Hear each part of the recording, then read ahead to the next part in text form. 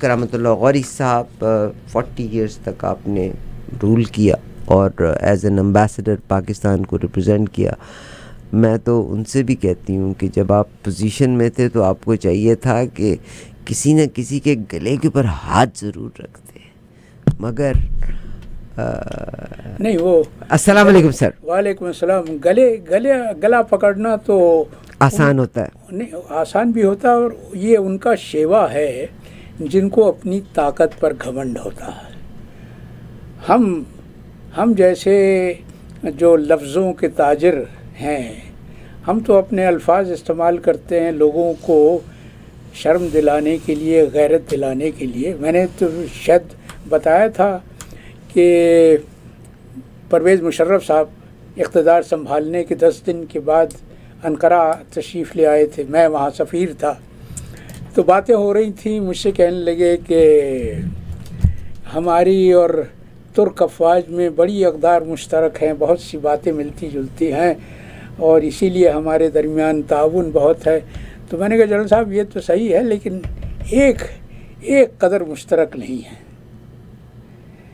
کہنے لگے کیا؟ میں نے کہا کہ آپ ترکی کے کسی شہر میں ڈیفنس ہاؤسنگ اتھارٹی نہیں پائیں گے.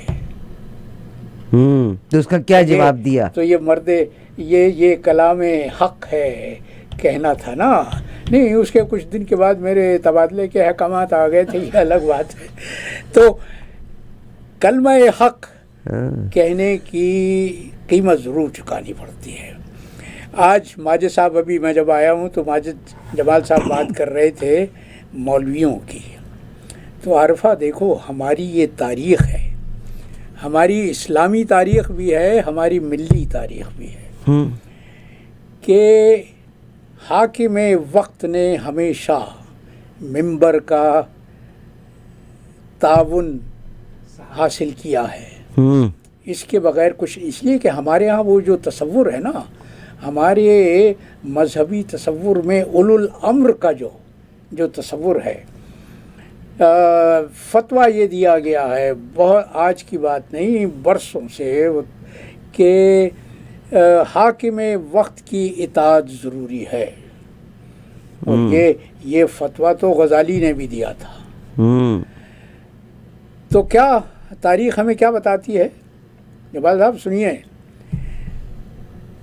یزید نے امام حسین کو باغی قرار دیا تھا نا, نواسۂ رسول کو. اور یہ اس وقت کی بات ہے کہ جب رسول کی آنکھ بند ہوئے صرف 50 برس ہوئے تھے, 50 برس. اس وقت یزید کے اس دعوے کی تصدیق کرنے والے سینکڑوں ملا تھے, سینکڑوں مولوی تھے, جنہوں نے کہا تھا کہ ہاں نواسۂ رسول حاکم وقت کے باغی ہیں. تو یہ تو ہماری تاریخ ہے کہ ہمیشہ مسند اقتدار پر بیٹھنے والوں نے مذہبی سینکشن حاصل کی ہے, مذہبی سینکشن حاصل کی ہے, اور اس کا فائدہ اٹھایا ہے. اب بات ہو رہی ہے جناح ہاؤس کی. ایک تو یہ کہ مجھے یہ بتاؤ کہ 9 مئی سے پہلے کیا 99.99% پاکستانیوں کو یہ علم تھا کہ یہ جو لاہور کا کور کمانڈر ہاؤس ہے, یہ ایک زمانے میں جناح ہاؤس ہوا کرتا تھا, بابائے قوم کی ملکیت ہوا, مگر اب وہی بتایا نا, دی کیش. اس کا کبھی نام جناح ہاؤس نہیں تھا. اول تو بات یہ ہے, تاریخی حقیقت یہ ہے کہ اس کا کبھی نام جناح ہاؤس نہیں تھا. قائد اعظم نے یہ جائیداد لاہور میں خریدی تھی ستمبر یا اکتوبر 1943 میں. یہ زمانہ تھا, وہ زمانہ تھا دوسری جنگ عظیم کا. تو برطانوی سرکار نے 4 مہینے کے بعد جنوری 1944 میں اس جائیداد پر قبضہ کر لیا بھائی صاحب. اور پاکستان بننے کے بعد ہماری افواج قاہرہ نے وہ اپنے استعمال کے لیے لے لیا. میں شاید کسی پروگرام میں ذکر کر رہا تھا کہ مادر ملت محترمہ فاطمہ جناح نے ایوب خان کے دور میں دعویٰ کیا تھا کہ ان کے بھائی کی جائیداد ان کو واپس کی جائے, اور ایوب خان نے اپنے سیکرٹری کو، جس نے مادر ملت کی یہ درخواست ان کے سامنے پیش کی تھی، یہ کہا تھا کہ ایک 1,00,000 2,00,000 روپے دے کے بڑھیا کا منہ بند کر دو. Very sad, very sad. یہ ہماری تاریخ ہے. تو یہ 9 مئی کے واقعے کو جو اتنا اچھالا جا رہا ہے، تو یہ تو فالس فلیگ آپریشن ہے. فالس فلیگ آپریشن کی تاریخ تمہیں معلوم ہے کیا ہے؟ فالس فلیگ کہتے کس کو ہیں؟ انڈیا نے بھی جو کیے فالس فلیگ آپریشن ہی تھے نا. لیکن تاریخ کیا ہے؟ جی. برطانیہ کی ملکہ الزبتھ اول، جی، ان کے دور میں بحری قزاقی کا رواج عام تھا. وہ جو پائریٹس ہوا کرتے تھے، ان کو تاج برطانیہ کی طرف سے باقاعدہ اجازت نامہ جاری کیا جاتا تھا. تو وہ اکثر یہ کرتے تھے کہ کسی دشمن کا جھنڈا اپنے جہازوں پر لگا اڑا اور پھر حملہ کرتے تھے کہ تاکہ الزام ان پر نہ آئے، دشمن پر آئے. وہاں سے فالس فلیگ آپریشن کی روایت پڑی، وہاں سے فالس فلیگ کا آپریشن. سر یہ جو مسلمانوں کی جنگیں بھی ہوتی رہی تھی، رومنز کے ساتھ بھی جنگیں، اس پہ بھی فالس فلیگ آپریشن ہوا کرتے ہوتے تھے. بہت سے لوگ جو مسلمان نہیں ہوا کرتے تھے، وہ مسلمانوں علماء کے بیچ میں آ کے بیٹھ کے فتوے دیتے تھے. That was also a false flag. Pulwama کا واقعہ ہوا، it was a false flag. False flag ہماری تاریخ، ہماری عالمی تاریخ میں جو سب سے بڑی مثال ہے وہ ہٹلر نے قائم کی تھی، جب اس نے برلن میں پارلیمان کی عمارت پر اپنے لوگوں کے ذریعے سے حملہ کروایا تھا، اور اس کا الزام کمیونسٹ پارٹی پر، جو اس کی سب سے مخالف جماعت تھی، اس پر عائد کر کے اس کو کالعدم قرار دے دیا تھا. اور اس کے بعد وہ جرمنی کا تمام تر مالک بن بیٹھا تھا. اور اس کے بعد اس کے جو اثرات ہوئے، اس کے جو شواہد ہوئے، وہ دنیا کو معلوم ہے کہ کیا ہوا. تو پاکستان میں آج کل یہی ہو رہا. میں DGISPR کی پریس کانفرنس سن رہا تھا. انہوں نے کہا کہ 9 مئی کو فوجی تنصیبات پر اور شہداء کی یادگاروں پر جو حملے کیے گئے، اس سے شہداء کے لواحقین کو تکلیف پہنچی ہے، وہ بہت غمزدہ ہیں. میں سوال یہ کرنا چاہتا ہوں کہ آپ نے 1971 میں جب قائد اعظم کے پاکستان کو 2 لخت کیا تھا، اس پاکستان کو جس کے لیے ہمارے اجداد نے، میں تو 6 برس کا بچہ تھا جب میں نے ہجرت کی تھی، ہم نے کن مصائب سے گزر کے ہجرت کی تھی، کتنی لاکھوں جانیں ضائع ہوئی تھی. انہوں نے قربانی کیا نہیں دی تھی؟ انہوں نے قربانی دی تھی ایک ایسے آزاد مملکت کے لیے کہ جہاں وہ یہ سمجھتے تھے کہ ان کا اور ان کے بچوں کا مستقبل محفوظ ہوگا. سوال یہ ہے کہ اس جنگ آزادی میں، اس ہجرت کے عمل میں جو لوگ شہید ہوئے، جن کی جانیں ضائع ہوئیں، کیا وہ انسان نہیں تھے؟ اور یہ تو شہداء کی بات کی جا رہی ہے، تو یہ پیشہ ور سپاہی ہیں. یہ پاکستان کی فوج کوئی رضاکاروں کی فوج نہیں ہے، پیشہ ور فوج ہے. قوم اپنے وسائل کا بیشتر حصہ اس فوج پر خرچ کرتی ہے، اپنا پیٹ کاٹ کر ان جوانوں کو، ان افسروں کو پالتی ہے جو آج اس پر حاکم بن بیٹھے. جوان تو I'm sorry to interrupt، جوان دیکھیے، جوان حق ادا کر رہے ہیں. گلگت کی جس سیاچن کے اوپر جو لوگ جا کے کام کرتے ہیں، 25,000 تنخواہ میں گزارا نہیں ہوتا وہاں پہ. 25,000 تنخواہ، ظاہر ہے ان کو میڈیکل کی سہولتیں غریبوں کو دی جاتی ہیں. جنرل جو ہیں ان کی تو فیملیز ان وارڈز میں بھی نہیں آتی. مگر فوج میں بہت سے بہترین لوگ ہیں، ہر موقع کے اوپر کام کرتے ہیں. مگر جس لیول پہ آپ کے کرپٹ لوگ ہیں، اور یہ جو جائیداد کا خرید و فروخت کا سسٹم جن لوگوں نے شروع کیا ہے، دے مسٹ بی ہولڈ. مزہ تو پھر ہے نا کہ آپ ان کے اوپر کورٹ مارشل کریں تو ہمیں سکون ملے گا. آپ نے 9 مئی کو تو اپنے لیے ایک مینارہ بنا لیا کہ اس کی پرستش ضروری ہے، اور اس کے خلاف جو بھی بات کرے گا اس پر قید و بند کی صعوبتیں نازل ہو جائیں گی. بہت شکریہ. سوال یہ ہے کہ آپ نے 16 دسمبر سقوط ڈھاکہ کے سانحے کو آج تک کیوں نہیں منایا؟ ملک کی تاریخ میں، قوم کی تاریخ میں جو سیاہ ترین دن تھا وہ تو سقوط ڈھاکہ کا دن تھا، اس کو کیوں نہیں مناتے آپ؟ بہت شکریہ جناب کرامت اللہ غوری صاحب میرے ساتھ موجود ہیں. میں صرف یہ کہتی ہوں کہ چند لوگ آپ نے بالکل اگر یہ کیا ہے تو میرا تو سوال صرف اتنا ہے کہ وہ جنہوں نے نقصان پہنچایا آپ ان کا کورٹ مارشل کریں. پھر آپ وہ لوگ جو اپنی ملازمت کا دور پورا کرنے کے بعد پاکستان جس کے پاس پیسہ نہیں جہاز اڑا کے کبھی ایک جگہ کبھی دوسری جگہ لے جاتے ہیں ان لوگوں کو بھی کٹہرے میں لے کے آئیں. اب تو قومی اثاثے بک رہے ہیں، نیلامی ہو رہی ہے. اچھا سر میرا اب نیلامی کو بھی کیا کیا بیچیں گے جب یہ سارا کچھ بیچنے کے لیے ختم ہو گیا؟ پورٹ جاتی رہی، کراچی پورٹ کو ابو دھابی کے اتھارٹی کے حوالے کر. سر مجھے یہ بتائیے گا کہ مجھے پاکستان کی قسمت پہ تقدیر پہ دکھ ہوتا ہے. کچھ فیصلے ہمارے برطانیہ میں ہوتے ہیں، کچھ امریکہ میں ہوتے ہیں، کچھ فیصلے ہمارے مڈل ایسٹ میں ہوتے ہیں. میاں صاحب بڑے میاں صاحب تشریف لے گئے دبئی میں، زرداری صاحب بھی دبئی میں ہیں، اور مریم نواز صاحبہ آپ سوچئے گا کہ کہاں کہ وہ واش روم جانے تک کی بھی ویڈیوز آیا کرتی ہیں، ٹویٹ آ جایا کرتا ہے. And all of sudden she went to Dubai. Nobody knew about it. London تو دور ہو گیا، اب تو دبئی قریب ہے. مگر سر دبئی نہیں he is coming back. No he is coming back next month. This is 26th of July کیونکہ پاکستان سے کیسز کلیئر ہو گئے نا. جہانگیر ترین بھی، اور مزے کی بات دیکھیے گا کہ آپ کے علوی صاحب کو حج کرنے بھیج دیا. سنجرانی صاحب اس وقت ایکٹنگ پریزیڈنٹ ہیں، انہوں نے بل کے اوپر سائن کر دیے. گھڑی کی چوتھائی میں وہ قانون بھی منظور ہو گیا. 5 سال میاں صاحب بھی اب تیسری بار وزیر اعظم بنیں گے. کی مدت تا حیات نہیں ہوگی بلکہ صرف 5 سال ہوگی.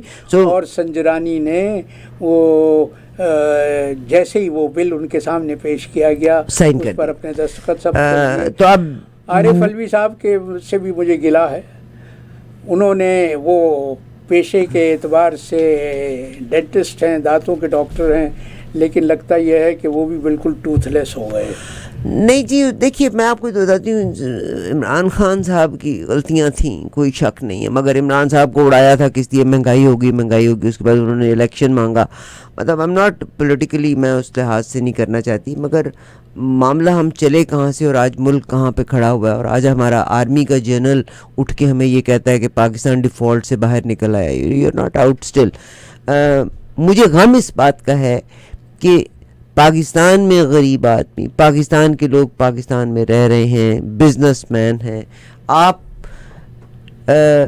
جب آپ سولر سسٹم بیچتے ہیں تو آپ اپنوں کو بیچ دیتے ہیں، وہ لے کے جائیں گے. جناب سلمان شہباز صاحب میرا خیال ہے ان کے پاس یہ کانٹریکٹ آ گیا، اس پہ آپ نے سبسڈی بھی ختم کر دی ہے. سبسڈی دے دی ہے کہ جی ملک میں بجلی نہیں ہے تو وہ ہو جائے. اور ملک کی تقدیر کا فیصلہ دبئی میں ہو رہا ہے. یعنی آپ کس کو بیوقوف بنائیں گے؟ تو اس کا مطلب ہے کہ تو پھر اب تو گیٹ ریڈی فار دا چوریاں ڈکیتیاں. نہیں تو اس ملک کی تقدیر کے فیصلے تو ہمیشہ باہر ہوتے رہے ہیں، یہ کوئی آج کی بات نہیں ہے. وہ جو میثاق جمہوریت کیا گیا تھا، منظور کیا گیا تھا، وہ کہاں ہوا تھا؟ لندن میں ہوا تھا. تو لندن پہلے قبلہ و کعبہ تھا ان سیاستدانوں کے لیے جن کو ملک سے کوئی محبت نہیں، جن کو ملت کے مفادات سے کوئی محبت. سر آج تک محترمہ بے نظیر کو اپنا ٹینیور پورا نہ کرنے دیا. 2 بار نواز شریف صاحب کو اپنا ٹینیور پورا نہ کرنے دیا. ٹینیور پورا کیا بھی. زرداری صاحب کے دور میں 2 وزیر اعظم بدلے، کہ 2 یا 3 بدلے تھے. تو کیا بات ہے کہ یہ تو تاریخ اپنے آپ کو دہراتی چلی جائے گی. اگر یہ سٹینڈ گورنمنٹس نہیں لیتی تو یہ تو تاریخ اپنے آپ کو ایسے ہی دہراتی چلی جائے گی. وہ سٹینڈ دیکھو، وہ سٹینڈ لینے کے لیے ضمیر کی قوت ہونی چاہیے.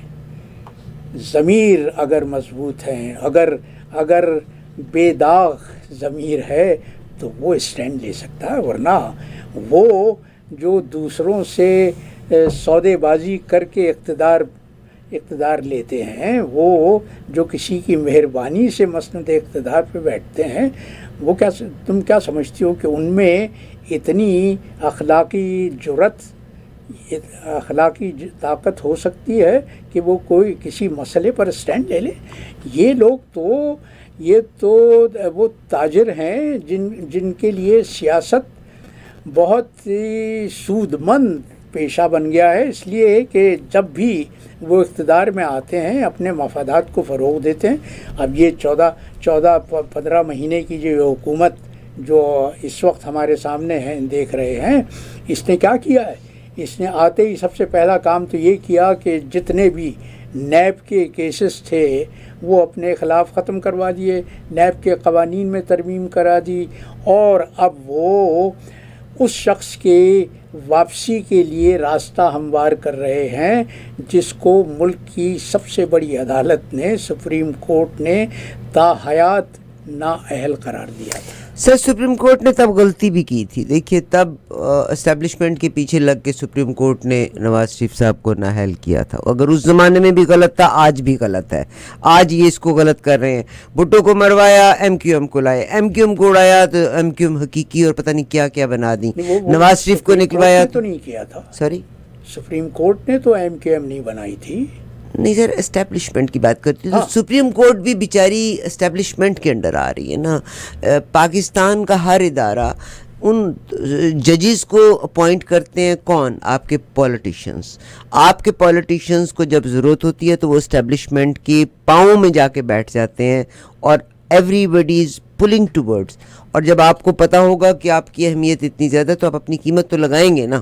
اسٹیبلشمنٹ نے اپنی قیمت لگائی ہے۔ وہی تو میں کہتا ہوں کہ پاکستان پر یہ جو چند ہزار افراد کی اشرافیہ ہے، یہ جو بساط کے ہر خانے میں بیٹھی ہوئی ہے۔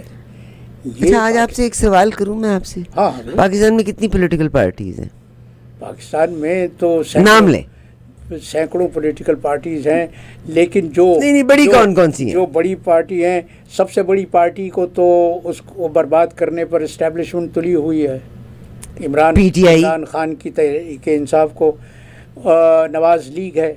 میں مسلم لیگ نہیں کہتا، مسلم لیگ نہیں کہتا۔ چلیے نام نہیں، آپ سنیے آگے، میرا بھی جواب سنیے۔ پیپلز پارٹی جی، جماعت اسلامی، نیشنل عوامی پارٹی، اور اس کے بعد بہت سی ہے، اور ایم کیو ایم ہے، اور ایم کیو ایم حقیقی ہے۔ ایک اور بہت بڑی پارٹی آپ نے اس کا نام نہیں دیا، وہ جو ابھی بنائی گئی استحکام نہیں، ایک اور بہت بڑی پارٹی ہے۔ سب سے بڑی پارٹی تو وہ ہے جو جی ایچ کیو میں بیٹھی۔ ایگزیکٹلی، کیونکہ وہ پارٹی آپ کے الیکشن میں بھی نہیں آتی، وہ ان پارٹیوں کے ایجنڈے کے اوپر پلاٹ لیتے ہوئے ان کو رول وہ کرتے ہیں، بٹھاتے ان کو آگے۔ نہیں تو وہ ملک کی سب سے بڑی پارٹی ہے اور وہ ملک کی مالک و مختار ہے۔ وہ اب پاکستانیوں کے ساتھ، اہلیان وطن کے ساتھ جو سلوک ہو رہا ہے، جس طرح سے پنجاب میں عورتوں کی بے حرمتی ہو رہی ہے، ان کو بے عزت کیا جا رہا ہے، تو یہ وہ جو اپنے عشرت قدوں میں بیٹھے ہوئے ہیں، جو اپنے محفوظ گھروں میں بیٹھے ہوئے ہیں، وہ یہ بتانا چاہتے ہیں کہ تمہاری کوئی حیثیت نہیں ہے، تم عوام کیڑے مکوڑے ہو ہمارے لیے، ہم مالک و مختار ہیں، ہم جس طرح سے چاہیں گے اس ملک کو چلائیں گے، جس طرح ہم چاہتے ہیں۔ تم اگر اس پر چلتے رہو گے، لکیر کے فقیر رہو گے تو ٹھیک ہے، ورنہ ہمارے پاس بندوق ہے، بندوق کی نالی میں گولی ہے، اور ہم اس کے ذریعے سے تم پر حکومت کرتے رہیں گے۔ بہت شکریہ۔ میں کوئی سنی سنائی بات نہیں کری۔ کرنل انعام میرے ساتھ یہاں ریڈیو پہ شامل تھے، عمران خان صاحب کی حکومت کے دور میں بھی، اور بعد میں ابصار عالم نے بھی، اور بہت سے پروگراموں میں یہ ذکر بھی آیا، عمران خان صاحب کے دور میں بھی۔ عمران صاحب کی ایک بہت بڑی غلطی تھی کہ انہوں نے ریڈیو ٹیلی ویژن پہ آگے بارہا یہ کہا کہ ہر فیصلہ میری مرضی سے ہوتا ہے، حالانکہ ہر فیصلہ کرتے تھے باجوہ صاحب۔ بعد میں عمران خان صاحب نے یہ ضرور کہا، اور عمران خان صاحب کے دور میں بھی جرنلسٹ کے ساتھ خنث پوری کرنے کے لیے ان کو اٹھایا بھی گیا، جس میں حامد میر بھی تھے، اور آپ کو یاد ہوگا حامد میر نے اپنے انٹرویو میں کہا تھا کہ ہم پھر ایک ایک جنرل کا نام لیں گے اور جنرل رانی کا نام بھی لیں گے اور تمہاری بیویوں کا نام بھی لیں گے. بہت بڑی بات کہی تھی انہوں نے. آج حامد میر کا میں ایک بیان پڑھ رہا تھا، انہوں نے کہا کہ 9 مئی کے واقعات کے 5 انجینئرز ہیں، انہوں نے نام بھی کے لیے ہے. Inspector general police Punjab Rana Sana, Ata Tarar اور مریم نواز. مریم اورنگزیب، مریم نواز کو اب آپ، میں سوچتی ہوں اتنی پروٹوکال مریم نواز کو مل رہی ہے، یہ میں اب سار عالم صاحب سے بلکہ سوال کرنا چاہتی ہوں، کس حیثیت میں مل رہی ہے؟ کس حیثیت میں مل رہی ہے؟ یہی تو سوال ان سے کیا کرنا چاہیے جو پاکستان کے چودھری ہیں، جو چودھری بنے ہوئے ہیں. ان سے پوچھو کہ یہ پاکستان میں قوانین اور پروٹوکول کی جو رات دن. سر میں فیوچر کی بات آپ سے کرنا چاہتی ہوں. میاں صاحب ٹھیک ہے جی، اب عمران کہتی ہوں کہ عمران خان صاحب کو چاہیے تھا ڈیزالو نہ کرتے، مل کے کام کر لیتے، اسمبلیاں رہتی، اندر رہ کے آپ احتجاج بھی کرتے. میں اگر میاں نواز شریف صاحب جیسے کلیئر ہو گئے ہیں، اور میں یقین سے، اور آپ کو میں یقین ابھی کلیئر نہیں ہوا ہے، اور میں یقین سے کہتی ہوں کہ جو بھی گورنمنٹ آئے گی اس کو 5 سال یہ پورا نہیں کرنے دیں گے. وہ عارفہ ہماری تاریخ ہے، 31 وزرائے اعظم ہوئے ہیں آج تک پاکستان میں، کسی ایک نے اپنی 5 سالہ مدت پوری نہیں کی، کسی ایک نے. جبکہ chief of army staff extension per extension لیتے رہے ہیں. ہندوستان میں آج تک کسی آرمی چیف کو ایکسٹینشن نہیں ملی، اور ہندوستان میں ہر وزیر اعظم نے اپنی مدت پوری کی ہے. ہم ہندوستان سے مسابقت کی بات کرتے ہیں. مسابقت کی بات، سوال یہ ہے کہ میں سوال یہ کرتا ہوں کہ ہمیں ہوش ہے کہ ہندوستان کس سطح پر پہنچ گیا ہے. اور ہندوستان میں بھی سنا صحافی بکے ہوئے، وہ بکے ہوئے ہوں، لیکن عارفہ یہ تو دیکھو کہ امریکہ کا صدر وائٹ ہاؤس میں مودی کا کس طرح سے استقبال کرتا ہے، اور اپنی تقریر میں وہ کہتا ہے کہ یہ جو امریکن اور انڈین پارٹنرشپ ہے، this is the defining relation of the 21st century. مگر سر میں نے بتایا نا کہ ہمارا المیہ کیا ہے. ہندوستان نے سب سے زیادہ تیل رشیا سے خریدا، ادائیگی بھی اپنی رقم میں کی، اور وہ تیل امریکہ کو بھی بیچا، وہ تیل پاکستان کو بھی بیچا. یعنی اس دنیا میں جو غلط کرتا ہے اس کو سزا نہیں ملتی، اور پاکستان جوتیاں بھی کھا رہا ہے کیونکہ ہمارے پولیٹیشین سنسیئر نہیں ہیں. ہمارے اگر ہندوستان نے روس سے تیل خریدا تو کیا غلطی کی؟ بھائی تجارت ایک سودا ہے، سودا کیا ہے، آپ نے بھی سودا کیا، لیکن آپ کی بے وقتی یہ ہے کہ روس نے آپ کو براہ راست تیل نہیں بیچا، اس نے آپ کو تیل بیچا ہندوستان کے واسطے سے. ٹھیک، مگر سر اگر آپ پیچھے کی طرف چلے جائیں نا کہ ہندوستان نے خریدا، آپ پتہ ہے جب سینکشنز لگی تھی تو کوئی رشیا سے تو کاروبار کر ہی نہیں سکتا تھا، مگر ہندوستان نے رشیا سے کاروبار بھی کیا. تو اس کو ہندوستان کو کامیابی کی مبارکباد دینی چاہیے کہ اس کی پالیسیاں اتنی کامیاب ہیں. سر یہی تو میں آپ سے بات کر رہی ہوں کہ ایسا کیا گدڑ سنگھی ان کے پاس ہے. پوری دنیا میں سنیے، پوری دنیا میں کوئی ایران سے سودے بازی نہیں کر سکتا تھا، پوری دنیا میں کوئی ایون جرمنی وغیرہ بھی رشیا سے سودے بازی نہیں کر سکتے تھے.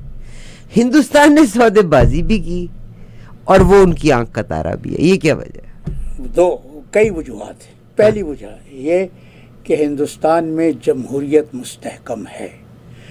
وہاں کوئی تصور نہیں کر سکتا کہ کوئی chief of army staff television پر آ کے یہ اعلان کرے کہ پیارے ہم وطنوں، میں نے اقتدار پر اس لیے سنبھال لیا ہے کہ سیاستداں کچھ نہیں کر سکے وغیرہ وغیرہ. ہندوستان نے تعلیم کے میدان میں وہ ترقی کی ہے، تم نے ابھی دیکھا وہ تصویر، وہ جو وائرل ہو چکی ہے وائٹ ہاؤس میں مودی کے لیے جو سرکاری بینکوٹ دیا گیا اس میں کون لوگ تھے؟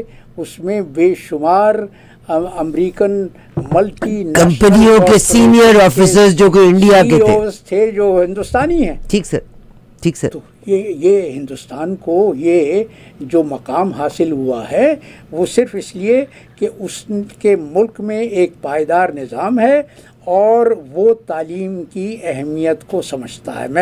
میں کئی بار مثال دے چکا ہوں جنوبی کوریا کی کہ وہاں جب 1960 میں مارشل لاء لگا تھا، مارشل لاء لگانے والا جنرل پارک چنگ ہی تھا، تو اس نے کام کیا تھا. ہمارے تو جو ملٹری ڈکٹیٹر ہوتے ہیں نا وہ تو اپنے لیے سیاسی جتھے تلاش کرتے ہیں، وہ ایسے لوگوں کو تلاش کرتے ہیں جو ضمیر فروش ہوں اور ان کے ساتھ تعاون کرنے کو تیار ہوں.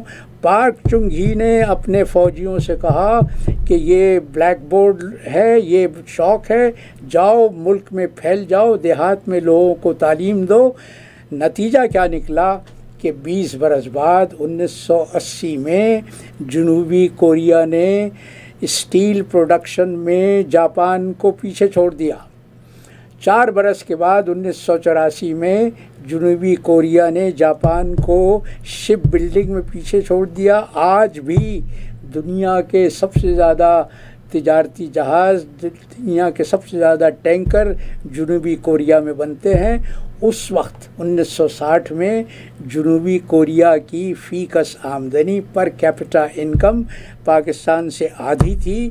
جنوبی کوریا میں ناخواندگی الٹریسی کی شرح پاکستان سے دگنی تھی. آج پاکستان کی پر کیپٹا انکم کتنی ہے بی $1400. جنوبی کوریا کی پر کیپٹا انکم کتنی ہے؟ $45,000. جنوبی کوریا دنیا کا ان ملکوں میں شمار ہوتا ہے جنہوں نے حیرت انگیز ترقی کی ہے. میں تو وہاں 6 ہفتے گزار کے میں نے پورا ملک دیکھا تھا. میں وہاں سے جب امریکہ واپس ہوا تو مجھے یہ لگا کہ میں ترقی یافتہ دنیا سے ترقی پذیر دنیا میں آ گیا ہوں. یہ ہوتی ہے پاکستان میں تعلیم کو، بہتر تعلیم کو، بہتر نصاب کی ترویج میں معنی کون ہے؟ رکاوٹ کون ہے؟ نظام. آپ اپنے بجٹ کو اٹھا کے دیکھیے کہ آپ دفاع پر کتنا خرچ کرتے ہیں اور تعلیم کے پہ کتنا خرچ کرتے ہیں. پاکستان دنیا کے ان ممالک میں شامل ہے جو اچھا کیا وجہ ہے کہ ہماری ہر بات نا آرمی پہ جا کے ختم ہو جاتی ہے. حالانکہ میں یہ سوچ رہی تھی پاکستان میں وڈیرا شاہی ہے جو پاکستان کے عام عوام کو پستی کی سطح سے اٹھنے نہیں دے رہی. ٹھیک ہے، وڈیرا شاہی اسی نظام استحصال کا حصہ ہے. وڈیرا شاہی نا، وڈیرا شاہی ہے پنجاب کی. ہم پھر وہی بات ہے، ہم حقیقت کی بات کیوں نہیں کرتے؟ ہم ہر بات کو اسٹیبلشمنٹ میں لے کے جانے کی بجائے، آرمی میں لے کے جانے کی بجائے، آپ کے پولیٹیشین کی بھی تو غلطی ہے نا. اس لیے کہ اسٹیبلشمنٹ اس نظام کو استحکام بخش رہی ہے اپنی چودراہٹ برقرار رکھنے کے لیے. مگر سر پولیٹیشین اپنا رول پلے کر دے. ارے پولیٹیشین تو یہ تو اسٹیبلشمنٹ کے پروردہ ہیں بی. یہ کون سے محب وطن ہیں؟ مگر سر یہ گاڑیوں کی ڈگیوں میں بیٹھ کے جاتا کون ہے اسٹیبلشمنٹ کے بعد؟ آپ کے پولیٹیشین ہی جاتے ہیں نا. میں تو کہہ رہا ہوں کہ بے ضمیر لوگ ہیں، تو بے ضمیر ہیں. جب تک کوئی آپ کو گھاس نہیں ڈالے گا تو آپ کو گھاس ڈلے گی کیسے؟ اسٹیبلشمنٹ کی کوئی پاؤں پکڑتا ہے تو اسٹیبلشمنٹ کو اپنی طاقت کا اندازہ ہوا نا کہ میرے مسلز ہیں. وہ مویشی کو جہاں گھاس نظر آتی ہے اسی طرف رخ کرتا ہے نا. پانی نشیب کی طرف جاتا ہے، پانی کا بہاؤ تو ہمیشہ نشیب کی طرف ہوتا ہے. تو اگر چارہ نظر آتا ہے بے ضمیر سیاستدانوں کو اسٹیبلشمنٹ میں تو اسی کی طرف جاتے ہیں، چاہے وہ کیونکہ ان کو لگتا ہے کہ اور ہماری پرسان حال ہی کوئی نہیں بیٹھ کے جائیں. یعنی ان کو لگتا ہے. مگر دیکھیے صرف یہ کہ آرمی کا بجٹ کم ہونا چاہیے، بجٹ کی ضرورت ہے آج کل کے دور میں. آج امریکہ کیوں پیچھے رہ گیا؟ وہ رشیا سے کہتے ہیں نا، رشیا اور چائنا سے، کیونکہ ان کے پاس سائبر فورسز ہیں، ان کے پاس باقی فورسز انہوں نے میڈیا، مگر امریکہ نے اس پہ فوکس نہیں کیا. پاکستان کو آپ کا پولیٹیشین اچھی تعلیم تو دیتا مگر آپ کا فیوڈل سسٹم، آپ کا وڈیرا جو ہے نا وہ اپنی قوم کو باشعور ہونے دینا ہی چاہتا. بھائی یہ پورا نظام ہے ایکسپلائٹیشن، سسٹم آف ایکسپلائٹیشن، جس میں جو اسی بنیاد پر قائم ہے کہ جب تک عوام ناخواندہ رہیں گے، پسماندہ رہیں گے، ان کی اجارہ داری، ان کی چودراہٹ قائم رہے گی۔ اگر عوام تعلیم یافتہ ہو گئے، اگر عوام باشعور ہو گئے، تو پھر ان کی چودراہٹ کہاں جائے گی؟ صحیح ہے۔ سوال آیا ہے Imran 6180، Imran Khan try to play role what army is doing with them. Imran Khan ملاقات کرنا چاہتے ہیں، دیکھیں اب اس کا، وہ عمران خان تو ملاقات کرنا چاہتے ہیں، لیکن اب وہ جو فوج کے سربراہ ہیں وہ کہتے ہیں بڑی نخوت سے کہ انہیں ان کے پاس وقت نہیں ہے عمران سے ملنے کا۔ ہاں ویری سیڈ جی، مگر عمران خان بھی وہی بات ہے، انوالو اسٹیبلشمنٹ کو کرنا چاہتا ہے نا، ہم میں سے ہر کوئی۔ میں عمران کو پاکستان کی اشرافیہ سے الگ نہیں سمجھتا۔ عمران وہ بھی سوتا رہا جب اس کی پوزیشن میں تھا نا، وہ بھی سوتا رہا۔ اس نے غلطیاں کی، wrong choices, very many wrong, اس نے اپنے ساتھیوں کا انتخاب غلط کیا۔ ایبسولوٹ۔ اب دیکھیں شبلی فراز، آپ کو پتہ ہے شبلی فراز کا نام ہی نہیں، وہ آدمی جو اپنے سگے باپ کا نہیں تھا تو وہ عمران خان کا کہاں سے ہوگا؟ اب تو وہ کئی مہینوں سے معدوم ہے، بالکل اس کا نام نہیں سنا۔ شبلی فراز اپنے سگے باپ کا نہیں تھا، احمد فراز کا نہ بن سکا تو وہ عمران خان کا کہاں سے اس نے بننا تھا؟ اور Imran Khan was surrounded by Shibli Faraz, by Fawad Chaudhry, by وہ عاشق فردوس عاشق، ان کے جو فردوس عاشق آوان، ہو اسد عمر۔ اب اسد عمر بھی، اب آپ امیجن کریں کہ جنگ کس میں چل، انفارچونیٹلی دیکھیے جی پاکستان کا ہر آدمی وزیر اعظم بننا چاہتا ہے، عام عوام تو کوئی رہنا ہی نہیں چاہتا۔ اسد عمر کا ایک بھائی مسلم لیگ نون کو لیڈ کر رہا ہے، ایک بھائی اس کو لیڈ کر رہا تھا، دونوں وزارت عظمیٰ کے خواب دیکھ رہے ہیں۔ عارفہ، ہمیں ہوش نہیں ہے کہ ہم پستی کے کس کھڈ میں گر چکے ہیں اور ہمارے دشمن ہم پر آخری وار کرنے کے لیے کس طرح سے اپنی چھریاں تیز کر رہے ہیں۔ یہ جو مودی کا دورہ واشنگٹن تھا، اس تمطراق کے ساتھ آج امریکہ پاکستان کو منہ نہیں لگاتا۔ پاکستان آئی ایم ایف سے $1.2 بلین لینے کے لیے کیا کچھ کر رہا ہے، لیکن وہ 30 جون قریب آ رہا ہے جب اس معاہدے کی مدت ختم ہو جائے گی۔ نہیں مگر آپ فکر نہیں کریں، وہ صاحب آج انڈیا بہت تل ملایا بھی ہوا ہے، کیونکہ بارک اوباما نے جو بیان دے دیا ہے نا کہ دیکھیے آپ اس کو لائٹ مت لیں۔ انہوں نے کہا کہ ہندوستان میں مسلمانوں کے ساتھ بہت زیادتی ہو رہی ہے، تو جو بھارتی وزیر خزانہ نرملا سیتا رمن ہے وہ بڑی سیخ پائیں اس بات کے اوپر، اور ہوں گے اوباما کو وہ ہر برے لفظ سے نواز رہی ہیں۔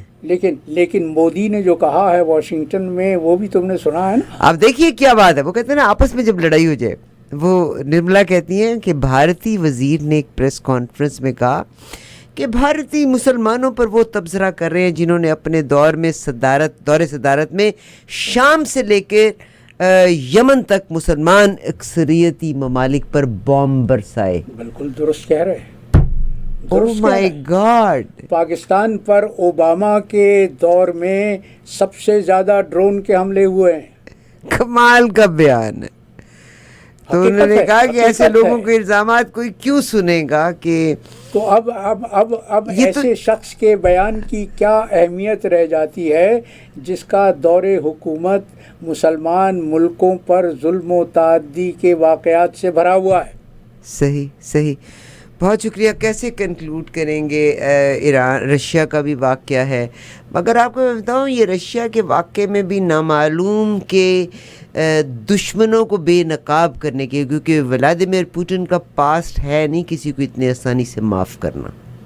نہیں، آج وائٹ ہاؤس میں صدر بائیڈن نے باقاعدہ بیان دیا ہے، وہ جو تم نے کہاوت سنی ہے نا کہ چور کی داڑھی میں تنکا، تو بائیڈن صاحب نے یہ کہا کہ اگر کوئی یہ سمجھتا ہے کہ یہ ویگنر واقعے کے پس پشت ہم تھے تو ہم اس میں شامل نہیں تھے۔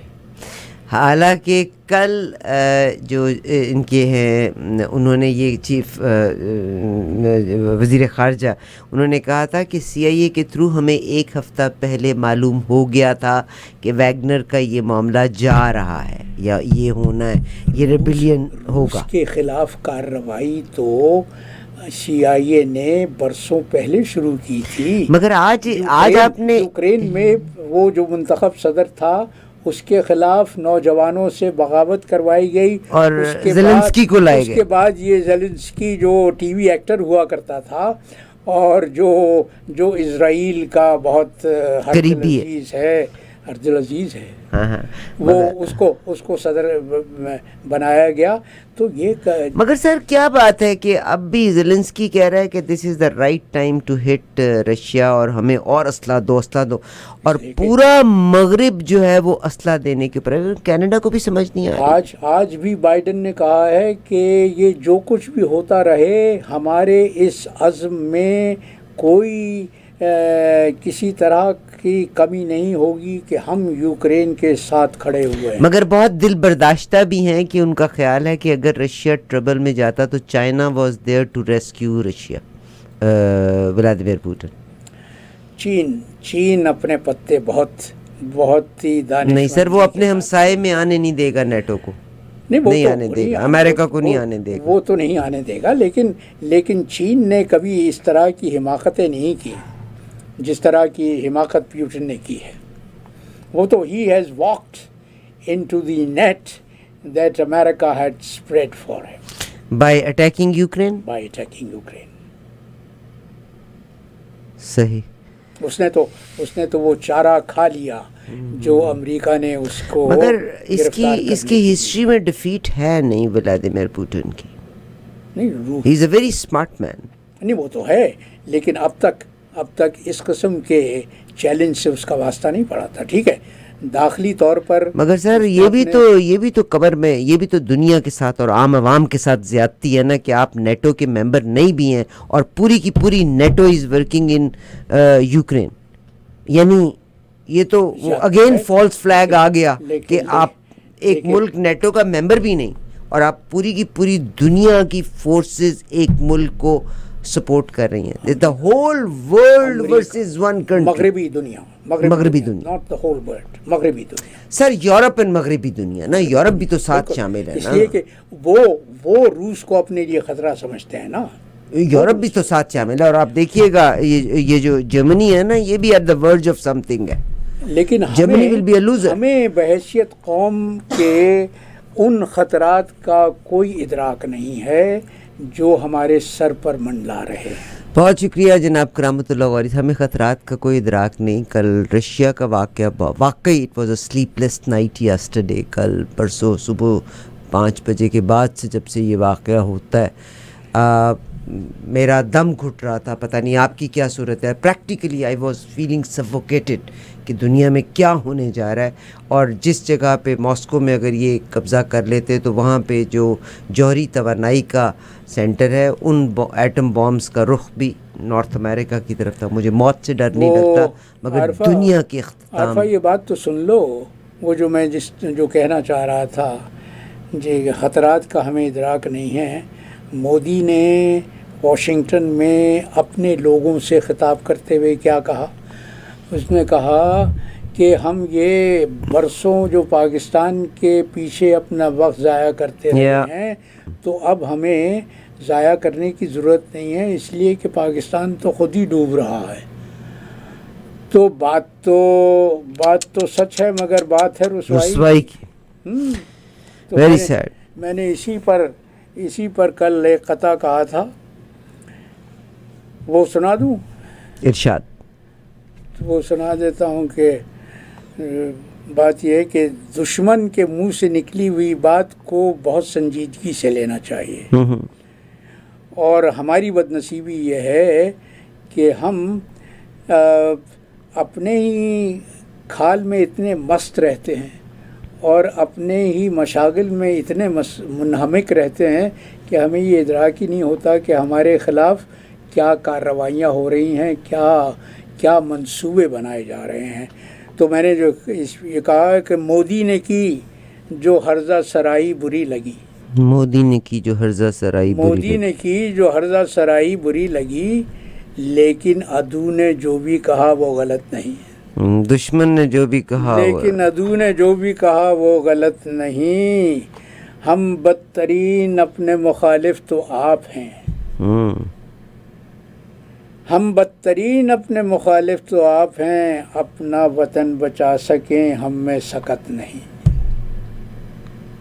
بہت شکریہ. اس گھر کے اپنے چراغ سے آگ لگ رہی ہے بی بی.